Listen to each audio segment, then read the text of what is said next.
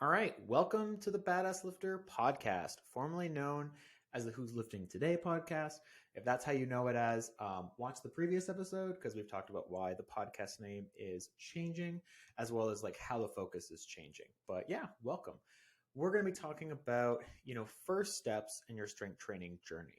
I've noticed that a lot of new lifters, they have a lot of motivation, which is great. But there's some kind of like initial mistakes that are made that I think can be solved actually before you even start your first workout. And so this episode is kind of like, how do we start new lifters on the right foot? If you have already started strength training, you can still watch this episode because it'll talk about things that maybe you missed or didn't think about. But if you want to start off strong, this is, a great episode for you to check out. And, we can kind of go through the steps and see if any of them apply to you. And there's going to be 6 main steps here to consider before you start your first workout. The first one is going to be, what are you working towards? And what I've noticed here is that like when you're picking your goal or what the focus will be, it's good to have a goal, as specific as makes sense for you. Sometimes I'll talk to new lifters and they'll say something along the lines of like, okay, well, I want to be healthy or I want to be strong. Great, that's awesome. But what does that mean to you? And, how can we set up your training to make that happen? Where, healthy is kind of vague, strong is also kind of vague. Like, does healthy to you mean, playing with your kids is easier? Does healthy to you mean like, like you want blood pressure to go down? Like, is it more specific, things like that? Like, what does healthy mean to you when you say you want to be healthier? When you say you want to be stronger, does that mean that you want to be strong enough for your life activities, whether that's like hiking or skiing or gardening, playing with your kids again? Or does it mean like, I want to feel strong? Like I want to lift something that I didn't realize I was capable of lifting. Like I want to deadlift my body weight, or I want to squat 200 pounds. There's no wrong answer here, but what I've noticed is that when goals are more specific, one, it makes them easier to achieve. You notice when you see results, and it's also just something that's easier to stick to. And you can make your training truly for you as opposed to some generic health strength program. Like what would make you feel strong? We can focus on that way more than before. Not everybody loves a super specific goal, which is fair. But I would say like make it as specific as makes sense for you. The more specific your goal is, the easier it is to understand how to achieve it, see results, and overall I think it just helps to stick with the strength training long term. The second one is we need to talk about is like, where are you going to train? Like, are you going to train at home? Are you going to train at a commercial gym? Both are great. I have a home gym as an example. I think training at home is awesome. You just need to make sure you have the right equipment for what you want to achieve. An example of this is like, I want to work on my pull-ups. Great. That's awesome. We need a pull-up bar. Like at a minimum, we need a pull-up bar. We probably need some other things. It might be useful to have some bands. And also it's like some dumbbells. Like, you just want to make sure that you have the right tools for you. And like at a minimum, if you want to get your first pull-up, we need, a pull-up bar to do the exercise as like kind of a minimum. I've noticed some people will pick the home gym instead of a regular gym, not because it's the best option for them, but because gyms are intimidating and scary and they don't feel super comfortable in that environment. I think that's fair. That's understandable. Gyms are intimidating to new lifters at first. I would suggest you check out the previous episode, or it's a few episodes back, on how to feel more welcome. It's called How to Feel More Comfortable in the Gym.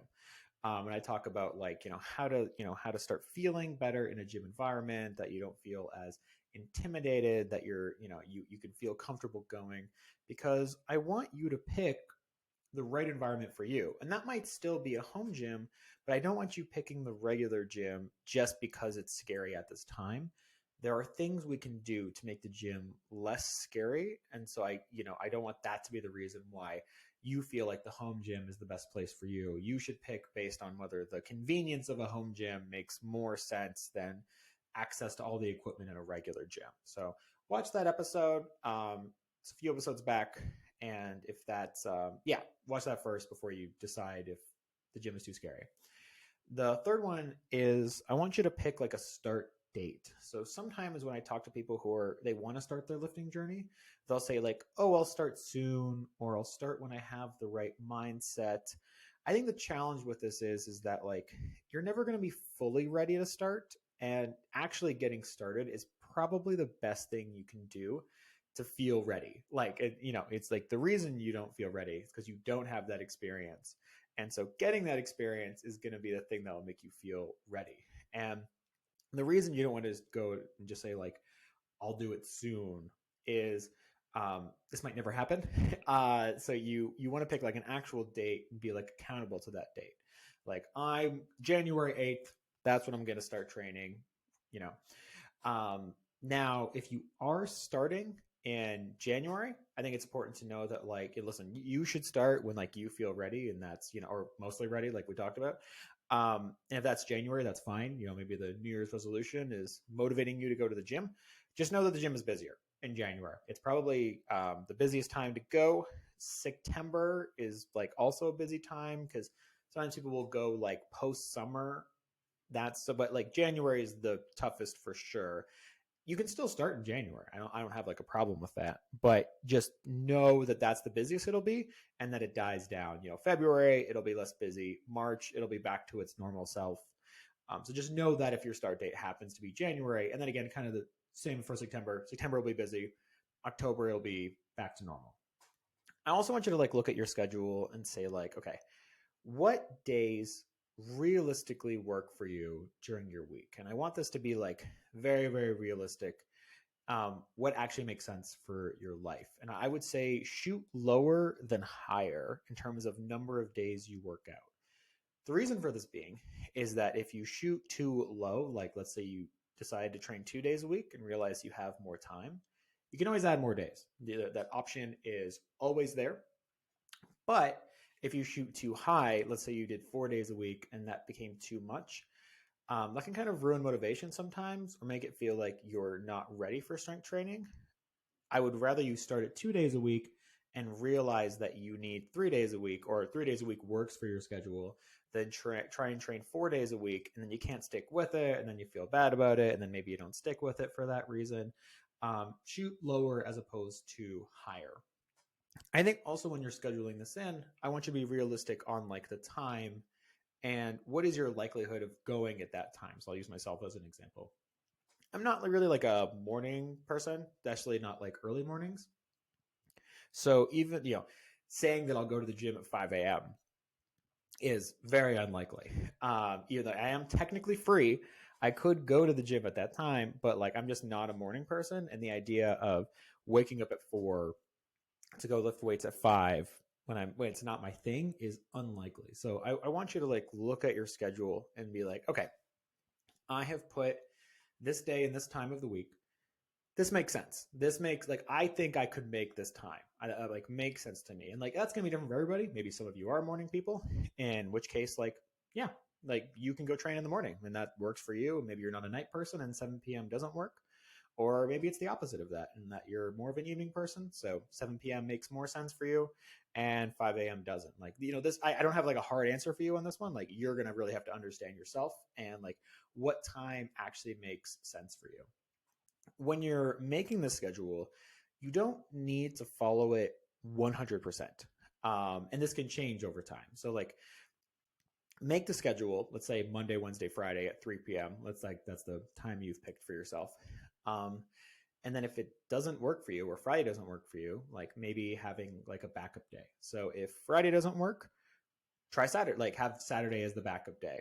And so that way you can like still be consistent with your training for the most part, even if like, cause life happens, right? Like not every Friday at 3 p.m. is going to work for you, or, things come up, and like, that's totally understandable. Having a backup day can like help to still be relatively consistent with your training.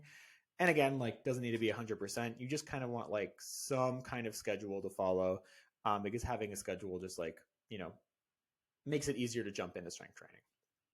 The fifth one that I want to talk about is, do you need help at the start of your training? So some people like starting something, learning on their own at first, and then getting into strength training, and then like, kind of learning from their mistakes or maybe getting help later.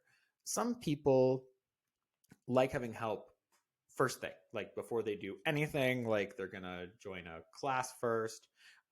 If you're not sure who you are, this is like kind of the example that I would give. Let's say you want to take up pottery as like a new hobby. Are you the person to try pottery on your own, watch some videos, see how it goes, and then, kind of adjust as needed?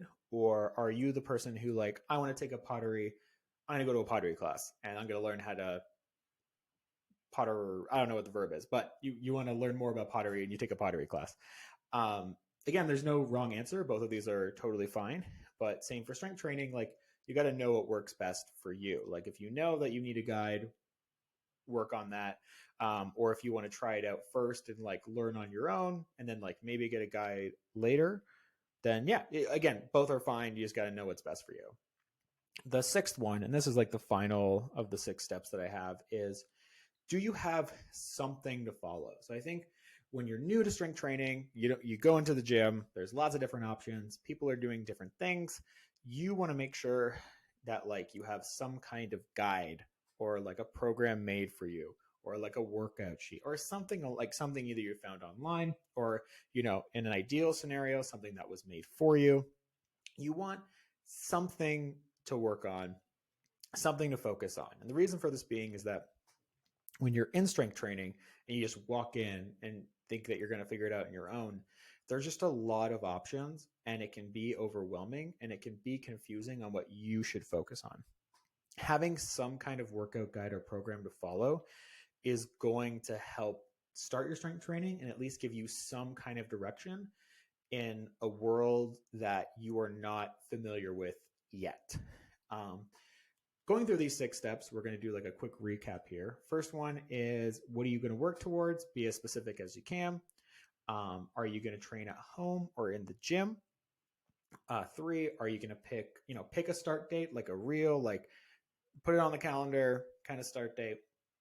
4, what days make sense for your workouts? Maybe that's Monday, Wednesday, Friday at 3 p.m. Again, like pick something realistic. If you're not sure how many days you should work out, shoot lower than higher. You can always add more days. 5, do you need help at the start? Do you want to figure out things on your own and adjust from there, or do you want like someone to help you out of the gate? And 6, do you have something to follow, some kind of workout guide program, something that you can focus on while you're like new to this environment? These steps can change. This is not like a hard rule. I don't want you to look at these first 6 steps and think like, okay, I have to stick to these forever. As you strength train more, you might realize that like working at a gym makes more sense for you than working out at home. You might realize that like different days or times actually make more sense for you.